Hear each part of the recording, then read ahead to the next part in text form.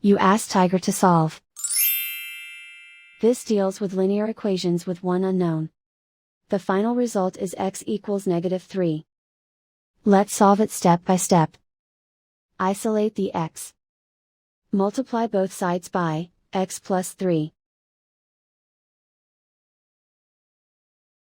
Expand the parentheses. Simplify the arithmetic. Multiply by 0.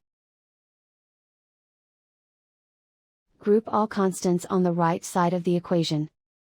Subtract 15 from both sides.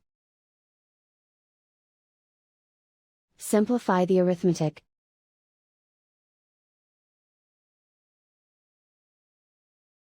Isolate the x. Divide both sides by 5.